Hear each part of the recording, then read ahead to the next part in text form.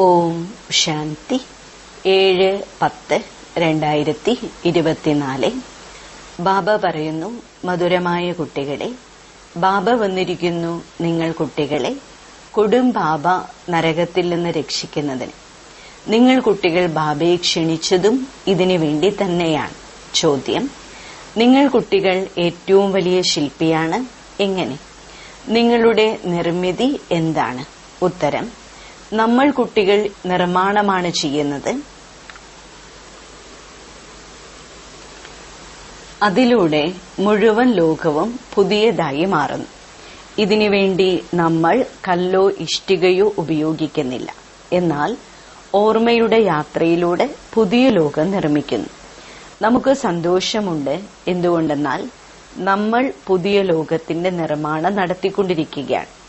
പിന്നീട് നമ്മൾ തന്നെയാണ് ഇങ്ങനെയുള്ള സ്വർഗത്തിന്റെ അധികാരിയായി മാറും. ഓം ശാന്തി. മധുരമധുരമായ ആത്മീയ കുട്ടികളെ പ്രതി ആത്മീയ അച്ഛൻ മനസ്സിലാക്കി തരികയാണ്.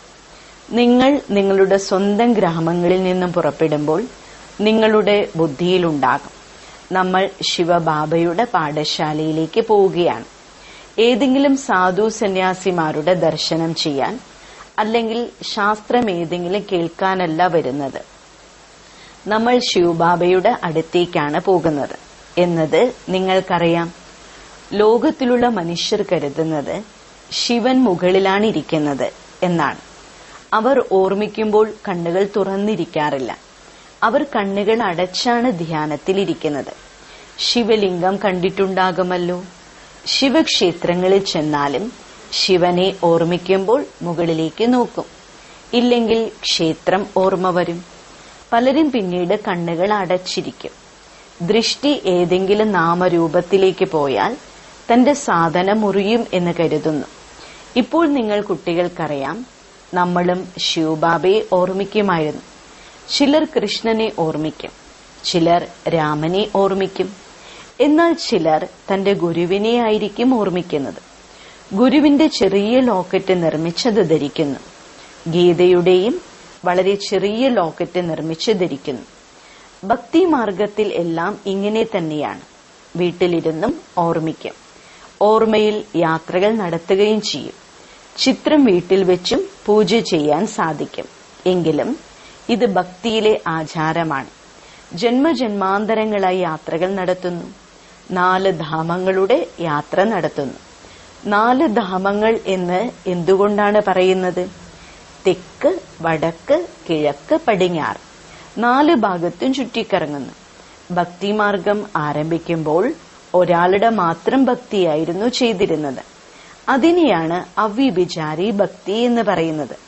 സദോ പ്രധാനമായിരുന്നു. എന്നാൽ ഈ സമയത്ത് സമോ പ്രധാനമാണ്. ഭക്തിയും വ്യഭിചാരിയായി അനേകം പേരെ ഓർമ്മിച്ചുകൊണ്ടിരിക്കുന്നു.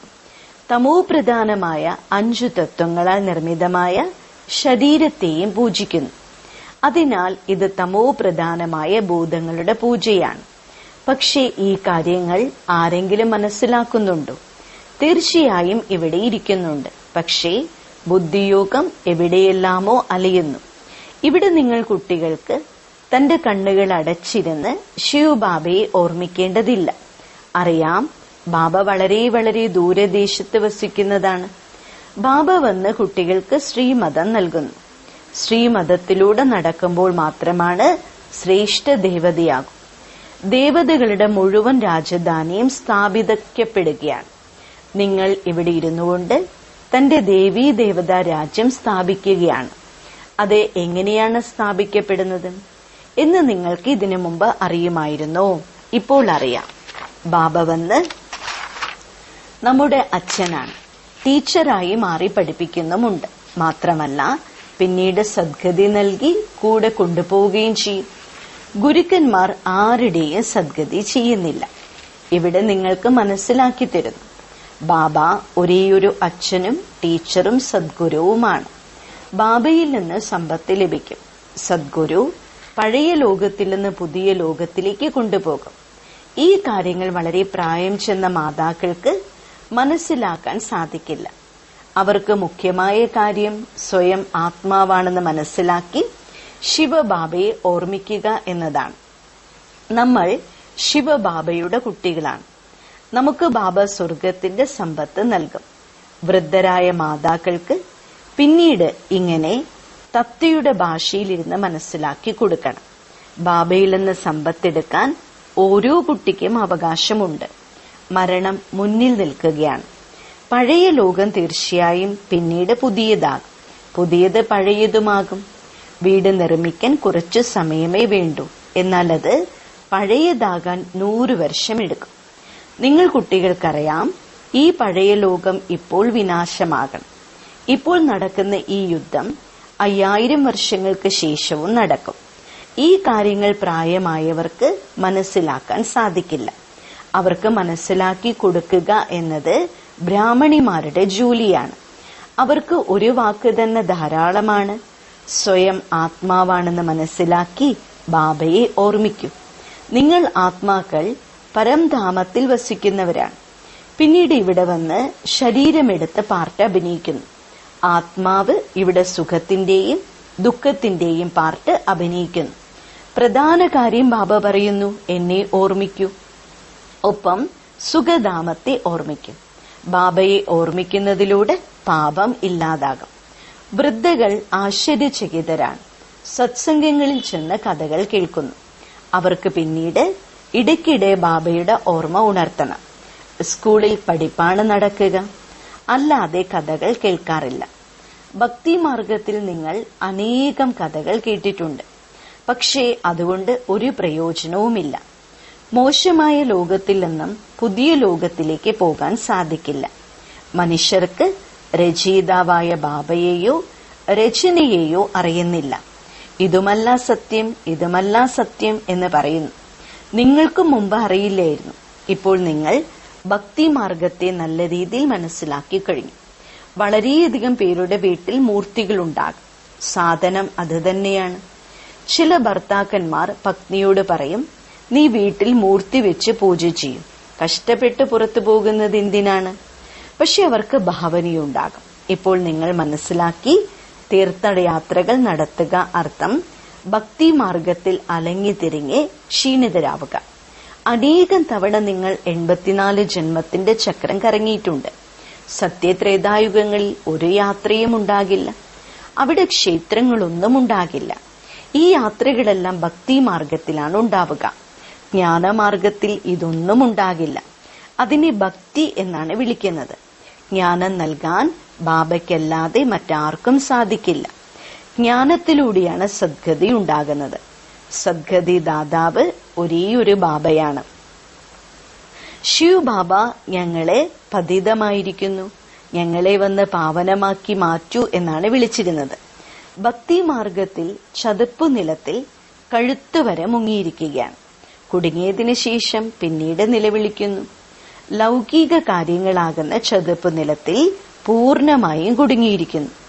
ഏണിപ്പടി താഴേക്ക് ഇറങ്ങി ഇറങ്ങി വന്ന് കുടുങ്ങിപ്പോയി. ആർക്കും ഒന്നും അറിയുന്നില്ല. അതിനാലാണ് ബാബ പറയുന്നത്, ബാബ ഞങ്ങളെ രക്ഷിക്കൂ. ബാബയ്ക്ക് ഡ്രാമ അനുസരിച്ച് വരേണ്ടി വരുന്നു. ബാബ പറയുന്നു, ഞാൻ രക്ഷകനാണ്. ഇവർ എല്ലാവരെയും ചെളിക്കുണ്ടിൽ നിന്നും പുറത്തെടുക്കുന്നു. ഇതിനെ കൊടും പാപമുള്ള നരകം എന്നാണ് പറയുന്നത്. രൗരവ നരകം എന്നുകൂടെ പറയും. ഇത് ബാബ മനസ്സിലാക്കി തരികയാണ്. അവർ ഇത് അല്പമെങ്കിലും അറിയുന്നുണ്ടോ? നോക്കൂ, നിങ്ങൾ എങ്ങനെയാണ് ബാബയെ വിളിച്ചിരുന്നത്? സാധാരണ വിവാഹത്തിനോ അതുപോലെയുള്ള ആഘോഷങ്ങൾക്കോ ആണ് ക്ഷണിക്കാറുള്ളത്. ഇപ്പോൾ ബാബ പറയുന്നു, അല്ലയോ, ഇപ്പോൾ നിങ്ങളോട് ബാബ പറയുകയാണ്, ഈ രാവണന്റെ പഴയ ലോകത്തിൽ നിന്ന് മടങ്ങും. നിങ്ങൾ ഇതിൽ മുങ്ങിക്കിടക്കുകയാണ്. ബാബയ്ക്കല്ലാതെ മറ്റാർക്കും ഇതിൽ നിന്നും രക്ഷിക്കാൻ സാധിക്കില്ല. ദൂരദേശത്ത് വസിക്കുന്ന ശിവബാബ എന്ന് വിളിക്കുന്നുണ്ട്. ഇത് രാവണന്റെ ദേശമാണ്. എല്ലാവരുടെയും ആത്മാവ് തമോ പ്രധാനമായിരിക്കുന്നു. അതിനാലാണ് വന്ന് പാവനമാക്കി മാറ്റൂ എന്ന് പറഞ്ഞ് വിളിക്കുന്നത്. പതിത പാവന സീതാറാം എന്നും വിളിക്കുന്നു. അവർ പവിത്രമായിരിക്കുന്നു എന്നല്ല, ഈ ലോകം തന്നെ പതിതമാണ്, രാവണ രാജ്യമാണ്. ഇതിൽ നിങ്ങൾ കുടുങ്ങിയിരിക്കുന്നു. പിന്നീട് ഈ ക്ഷണം നൽകി ബാബ വന്ന് ഞങ്ങളെ ഈ കൊടും പാപ നരകത്തിൽ നിന്ന് രക്ഷിക്കും. അതിനാലാണ് ബാബ വന്നിരിക്കുന്നത്. നിങ്ങളുടെ എത്ര അനുസരണയുള്ള സേവകനാണ് ബാബ. ഡ്രാമയിൽ നിങ്ങൾ കുട്ടികൾ അപാര ദുഃഖം കണ്ടു. സമയം കഴിഞ്ഞുപോയിക്കൊണ്ടിരിക്കുന്നു. ഒരു സെക്കൻഡ് അടുത്ത സെക്കൻഡ് പോലെയല്ല. ഇപ്പോൾ ബാബ നിങ്ങളെ ലക്ഷ്മി നാരായണനാക്കി മാറ്റുകയാണ്. പിന്നീട് നിങ്ങൾ അരക്കൽപ്പം രാജ്യം ഭരിക്കും. ഇത് സ്മൃതിയിലേക്ക് കൊണ്ടുവരും. ഇപ്പോൾ വളരെ കുറച്ചു സമയമേ ഉള്ളൂ. മരണം ആരംഭിച്ചാൽ മനുഷ്യർ പരിഭ്രാന്തരാകും. അല്പസമയം കൊണ്ട് എന്ത് സംഭവിക്കും? ചിലർക്ക് ശബ്ദം കേട്ട് തന്നെ ഹൃദയാഘാതമുണ്ടാകും. എങ്ങനെ മരിക്കും എന്ന കാര്യം ചോദിക്കുകയേ വേണ്ട. നോക്കൂ, വളരെയധികം വൃദ്ധരായ മാതാക്കൾ വന്നിട്ടുണ്ട്. പാവങ്ങൾക്ക് ഒന്നും മനസ്സിലാക്കാൻ സാധിക്കില്ല. തീർത്ഥയാത്രകൾക്ക് പോകുമ്പോൾ ഒരാൾ മറ്റൊരാളെ കാണുമ്പോൾ ഞാനും വരാം എന്ന് പറയാറില്ലേ? അതുപോലെയാണ്. ഇപ്പോൾ നിങ്ങൾക്കറിയാം, ഭക്തി മാർഗത്തിലെ തീർത്ഥയാത്ര എന്ന് പറഞ്ഞാൽ അതിനർത്ഥം താഴെ ഇറങ്ങുക എന്നാണ്. തമോ പ്രധാനമായി മാറുക എന്നതാണ്. വലുതിലും വലിയ യാത്ര നിങ്ങളുടേതാണ്. നിങ്ങൾ പതിത ലോകത്തിൽ നിന്നും പാവന ലോകത്തിലേക്ക് പോകുന്ന യാത്രയാണ് നടത്തുന്നത്. അതിനാൽ ഈ കുട്ടികൾക്ക് ശിവബാബയുടെ എന്തെങ്കിലും ഓർമ്മ ഉണർത്തിക്കൊടുക്കൂ. ശിവബാബയുടെ പേര് ഓർമ്മയുണ്ടോ? കുറച്ചെന്തെങ്കിലും കേട്ടാൽ തന്നെ സ്വർഗത്തിലേക്ക് വരും. ഈ ഫലം തീർച്ചയായും ലഭിക്കണം. ബാക്കി പദവി പഠിപ്പിലൂടെയാണ്. അതിൽ വളരെ വ്യത്യാസമുണ്ടാകും. ഉയർന്നതിലും ഉയർന്നത്, അല്ലെങ്കിൽ കുറഞ്ഞതിലും കുറഞ്ഞത്. രാത്രിയും പകലും തമ്മിലുള്ള വ്യത്യാസമുണ്ട്. പ്രധാനമന്ത്രി എവിടെ? സേവകർ എവിടെ? രാജധാനിയിൽ നമ്പർ വൈസ് ആയിരിക്കും. സ്വർഗത്തിലും രാജധാനി ഉണ്ടാകും. പക്ഷേ അവിടെ പാപാത്മാക്കളും അഴുക്ക് നിറഞ്ഞ വികാരികളും ഉണ്ടാകില്ല. അത് നിർവികാരി ലോകമാണ്. നിങ്ങൾ പറയും, ഞങ്ങൾ എന്തായാലും ഈ ലക്ഷ്മി നാരായണന്മാരായി മാറും. നിങ്ങൾ കൈ ഉയർത്തുന്നത് കണ്ട് വൃദ്ധരായ മാതാക്കളും കൈ ഉയർത്തും. ഒന്നും മനസ്സിലാക്കിയിട്ടല്ല. എന്നാലും ബാബയുടെ അടുത്തേക്ക് വന്നിട്ടുണ്ടെങ്കിൽ തീർച്ചയായും സ്വർഗത്തിലേക്ക് പോകും. പക്ഷെ എല്ലാവരും ഇങ്ങനെയായി മാറില്ല. പ്രജകളും ഉണ്ടാകാം. ബാബ പറയുന്നു, ഞാൻ ഏഴകളുടെ തോഴനാണ്. അതിനാൽ ബാബ പാവങ്ങളെ കണ്ട് സന്തോഷിക്കുന്നു. എത്ര വലിയ ധനികനുമാവട്ടെ, കോടിപതി ആവട്ടെ, അവരിലും ഉയർന്നവരായിരിക്കും അവർ. അതും 21 ജന്മങ്ങളിലേക്ക്. ഇത് നല്ലതാണ്. വൃദ്ധരായ മാതാക്കളെ കാണുമ്പോൾ പിന്നെയും ബാബയ്ക്ക് സന്തോഷമാണ്. കാരണം കൃഷ്ണപുരിയിലേക്ക് പോകുമല്ലോ. ഇത് രാവണപുരിയാണ്. ആരാണോ നല്ല രീതിയിൽ പഠിക്കുന്നത് അവർ കൃഷ്ണനെ മടിയിൽ ഉറക്കും. പ്രജകൾക്ക് ഉള്ളിലേക്ക് വരാൻ സാധിക്കുമോ? അവർ എപ്പോഴെങ്കിലും കാണുകയേ ചെയ്യും. എങ്ങനെയാണോ പോപ്പിനെ കാണുന്നത്? ജനലിലൂടെ ലക്ഷക്കണക്കിന് ആളുകൾ ഒരുമിച്ച് കൂടി ദർശനം ചെയ്യും. പക്ഷെ അവര് എന്ത് ദർശനം ചെയ്യാനാണ്? സദാ പാവനമായിരിക്കുന്നത് ഒരേയൊരു ബാബ മാത്രമാണ്. ആ ബാബയാണ് വന്ന് നിങ്ങളെ പാവനമാക്കുന്നത്, മുഴുവൻ വിശ്വത്തെയും സദോ പ്രധാനമാക്കി മാറ്റുന്നത്. അവിടെ ഈ 5 ഭൂതങ്ങൾ ഉണ്ടാകില്ല. 5 തത്വങ്ങളും സദോ പ്രധാനമായിരിക്കും. നിങ്ങളുടെ അടിമയായി മാറും. ബുദ്ധിമുട്ടുണ്ടാക്കുന്ന തരത്തിൽ ചൂട് ഒരിക്കലും അവിടെ ഉണ്ടാകില്ല. 5 തത്വങ്ങളും നിയമം അനുസരിച്ച് നടക്കും. അകാല മൃത്യു ഉണ്ടാകില്ല. ഇപ്പോൾ നിങ്ങൾക്ക് സ്വർഗത്തിലേക്ക് പോവുകയാണ്. അതിനാൽ നരകത്തിൽ നിന്നും ബുദ്ധിയോഗം വേർപെടുത്തണം. എങ്ങനെയാണോ പുതിയ വീട് നിർമ്മിക്കുമ്പോൾ പഴയതിൽ നിന്നും ബുദ്ധി മാറുന്നത്, അതുപോലെ ബുദ്ധി പുതിയതിലേക്ക് പോകും. എന്നാൽ ഇത് പരിധിയില്ലാത്ത കാര്യമാണ്. പുതിയ ലോകത്തിന്റെ സ്ഥാപന നടക്കുകയാണ്. പഴയതിന്റെ വിനാശമുണ്ടാകണം. പുതിയ ലോകമായ സ്വർഗം നിർമ്മിക്കുന്നവർ നിങ്ങളാണ്. നിങ്ങൾ വളരെ നല്ല ശില്പികളാണ്. തനിക്കായി സ്വർഗം നിർമ്മിക്കുകയാണ്. എത്ര വലിയ നല്ല നിർമ്മാണമാണിത്. ഓർമ്മയുടെ യാത്രയിലൂടെ പുതിയ ലോകമായ സ്വർഗം നിർമ്മിക്കുന്നു. കുറച്ച് ഓർമ്മിച്ചാൽ മതി, സ്വർഗത്തിലേക്ക് വരും. നിങ്ങൾ ഗുപ്തവേഷത്തിൽ തന്റെ സ്വർഗം നിർമ്മിക്കുകയാണ്. അറിയാം, നമ്മൾ ഈ ശരീരം ഉപേക്ഷിച്ച് പോയി സ്വർഗത്തിൽ വസിക്കും. അതിനാൽ ഇങ്ങനെയുള്ള പരിധിയില്ലാത്ത അച്ഛനെ മറക്കാൻ പാടില്ല. ഇപ്പോൾ നിങ്ങൾ സ്വർഗത്തിലേക്ക് പോകുന്നതിനായി പഠിച്ചുകൊണ്ടിരിക്കുകയാണ്. തന്റെ രാജധാനി സ്ഥാപിക്കുന്നതിനായി പുരുഷാർത്ഥം ചെയ്യുകയാണ്. ഈ രാവണന്റെ രാജധാനി നശിക്കാനുള്ളതാണ്. അപ്പോൾ ഉള്ളിൽ എത്ര സന്തോഷമുണ്ടാകണം. നമ്മൾ ഈ സ്വർഗം അനേകം തവണ നിർമ്മിച്ചിട്ടുണ്ട്. രാജധാനി നേടി പിന്നീട് നഷ്ടപ്പെടുത്തി. ഇതും ഓർമ്മിക്കുകയാണെങ്കിൽ വളരെ നല്ലതാണ്.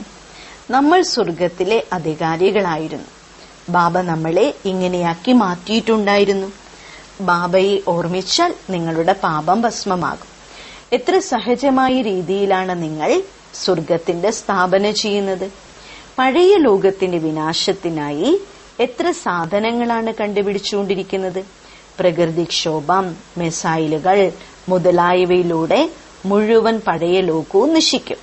ഇപ്പോൾ ബാബ വന്നിരിക്കുകയാണ് നിങ്ങൾക്ക് ശ്രേഷ്ഠ മതം നൽകുവാൻ, ശ്രേഷ്ഠമായ സ്വർഗത്തിന്റെ സ്ഥാപന ചെയ്യുവാൻ. അനേകം തവണ നിങ്ങൾ ഇത് സ്ഥാപിച്ചിട്ടുണ്ട്. അതിനാൽ ബുദ്ധിയിൽ ഓർമ്മയുണ്ടായിരിക്കണം. അനേകം തവണ രാജ്യം നേടി പിന്നീട് നഷ്ടപ്പെടുത്തി. ഇത് ബുദ്ധിയിൽ കറങ്ങിക്കൊണ്ടിരിക്കണം. ഒപ്പം മറ്റുള്ളവരെ ഈ കാര്യങ്ങൾ കേൾപ്പിക്കുകയും വേണം. ലോകത്തിലെ കാര്യങ്ങളിൽ സമയം കളയരുത്. ബാബയെ ഓർമ്മിക്കൂ. സ്വദർശന ചക്രധാരിയായി മാറും. ഇവിടെ കുട്ടികൾ നല്ല രീതിയിൽ കേട്ട് പിന്നീട് നല്ലപോലെ അയവിറക്കണം. ബാബ എന്താണ് കേൾപ്പിച്ചത് എന്നത് കൈവള്ളയിലാണ് ബാബ സ്വർഗം കൊണ്ടുവന്നിരിക്കുന്നത്. അത് തീർച്ചയായും ഓർമ്മിക്കണം. പവിത്രമായി മാറണം. പവിത്രമായി മാറിയില്ലെങ്കിൽ ശിക്ഷകൾ അനുഭവിക്കേണ്ടതായി വരും. പദവിയും വളരെ ചെറുതാകും. സ്വർഗത്തിൽ ഉയർന്ന പദവി നേടണമെങ്കിൽ നല്ല രീതിയിൽ ധാരണ ചെയ്യും. ബാബ വളരെ സഹജമായ വഴിയാണ് പറഞ്ഞു തരുന്നത്. ശരി, വളരെ കാലത്തെ വേർപാടിന് ശേഷം തിരിച്ചു കിട്ടിയ മധുരമധുരമായ കുട്ടികൾക്ക് മാതാവും പിതാവുമായ ബാബ്ദാദയുടെ സ്നേഹസ്മരണയും സുപ്രഭാതവും. ആത്മീയ അച്ഛന്റെ ആത്മീയ കുട്ടികൾക്ക് നമസ്കാരം. ധാരണയ്ക്കുള്ള മുഖ്യസാരം: 1. ബാബ എന്താണോ കേൾപ്പിക്കുന്നത് അത് നല്ല രീതിയിൽ കേട്ട് പിന്നീട് അയവിറക്കണം. ലോകകാര്യങ്ങളിൽ തന്റെ സമയത്തെ പാഴാക്കരുത്. 2. ബാബയെ ഓർമ്മിക്കുന്നതിനായി കണ്ണുകൾ അടച്ചിരിക്കരുത്. ശ്രീകൃഷ്ണന്റെ രാജധാനിയിൽ വരുന്നതിനായി പഠിപ്പ് നല്ല രീതിയിൽ പഠിക്കണം. വരദാനം: മനസ്സിനെയും ബുദ്ധിയെയും പ്രശ്നങ്ങളിൽ നിന്ന് മാറ്റി കൂടിക്കാഴ്ചയുടെ മേള ആഘോഷിക്കുന്ന കുഴപ്പങ്ങളിൽ നിന്ന് മുക്തരായി ഭവിക്കട്ടെ. പല കുട്ടികളും ഇങ്ങനെ ചിന്തിക്കുന്നു: ഈ പ്രശ്നങ്ങളെല്ലാം അവസാനിച്ചാൽ ഞങ്ങളുടെ അവസ്ഥയും സേവനവും നന്നാവുമായിരുന്നു. പക്ഷെ പ്രശ്നങ്ങൾ പർവ്വതത്തെ പോലെയാണ്. പർവ്വതം മാറിത്തരികയില്ല.